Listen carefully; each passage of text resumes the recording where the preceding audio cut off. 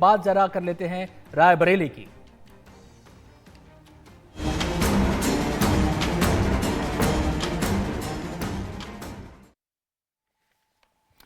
अमिताभ जी, सवाल रायबरेली का है। ग्राफिक्स के जरिए हम तमाम समीकरण यहां पर दिखाते भी रहेंगे, लेकिन मैं सवाल आपसे करना चाहता हूं कि अगर हम रायबरेली की बात करें तो यह भी कांग्रेस का किला है।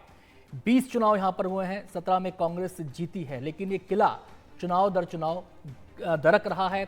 वोट परसेंटेज के हिसाब से इसको देखें तो तस्वीर समझ में आती है। इस बार क्या सूरत हाल आप देखते हैं?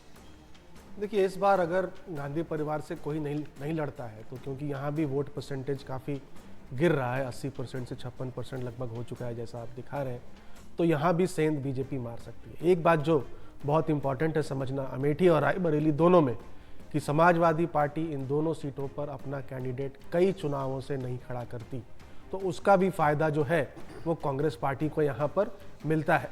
और बाबा बात कर रहे हैं सर्वे की, तो इन्हें 2019 का भी सर्वे याद दिला दो। उस समय कांग्रेस का इंटरनल सर्वे 183 सीटें कह रहा था कांग्रेस पार्टी के लिए।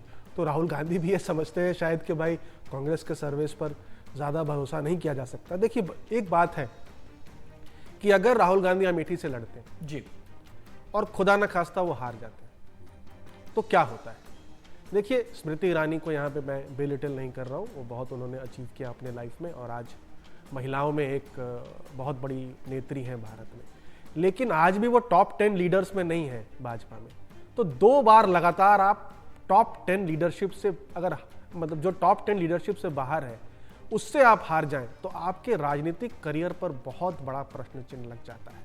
शायद यही कारण है कि 50-50 डाउट में है राहुल गांधी। जी, बड़ी बात यहां पर कही है। मैं मनोरंजन का यहां पर रुख करना चाहूंगा। बात रायबरेली की हो रही है।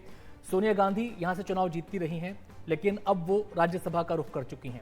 उनका ये कदम पार्टी के लिए रणनीतिक फैसला मनोरंजन हो सकता है, लेकिन इसका संदेश क्या जाता है खासकर वोटर्स के बीच, रायबरेली की जनता के बीच? देखिए, रायबरेली की सीट है ना, रायबरेली अमेठी नहीं है, रायबरेली इंदिरा गांधी की सीट है, समझ गए। रायबरेली में जो है कांग्रेस की ये सीट है, परंपरागत सीट है। यदि अमिताभ जी ने कहा कि 80% से जो है वो वोट शेयर गिरा है, लेकिन आप देखेंगे 2004 में जब सोनिया गांधी लड़ी थी तो 58.75% था। ये जो 80% वोट मिला था, ये बाय इलेक्शन हुआ था, हम सब ने उसको कवर किया था। ऑफिस ऑफ प्रॉफिट के चक्कर में सोनिया गांधी को ने रिजाइन किया था। उसके बाद जब चुनाव लड़ी थी वो एक तरफा चुनाव था जिसमें कि 80% जो है उनको सारे 80% वोट मिले थे। और अभी भी है 2019 में 55.80% वोट उनको मिले हैं, करीब 2.25 लाख वोट से वो जीती हैं। तो ये तो डन डील है, यहाँ से कोई भी खड़ा होगा कांग्रेस का, गांधी परिवार का, आप उसको हरा नहीं सकते। बीजेपी ने कैंडिडेट भी दे दिया, वही कैंडिडेट दिया जो कि 3 लाख वोट से पिछले बार भी कई बार हार चुके हैं, वो चुनाव लड़ते हैं वहाँ से। जहाँ जो अमेठी की बात जो हो रही है, देखिए राहुल गांधी का ये कहना है कि वायनाड से वो लड़ रहे हैं।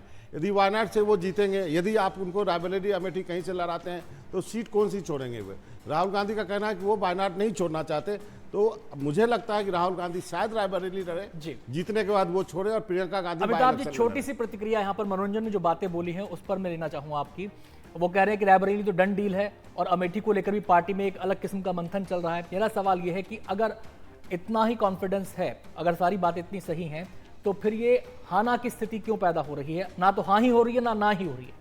हाँ, तो ये तो यही दर्शाता है कि कॉन्फिडेंस नहीं है उतना दोनों गांधी सिबलिंग्स प्रियंका और राहुल गांधी में कि कहाँ से लड़ा जाए और लड़के जीत सकते भी हैं कि नहीं। अगर प्रियंका गांधी मान लीजिए लड़ती हैं अमेठी से, ठीक है, तो वो भी चांस है कि वो हार सकती हैं। तो पहले ही चुनाव में अपने लाइफ का वो चुनाव हार सकती हैं। तो वो भी चाह रही हैं कि सेफ सीट रायबरेली ज़्यादा है तो रायबरेली से लड़ा जाए।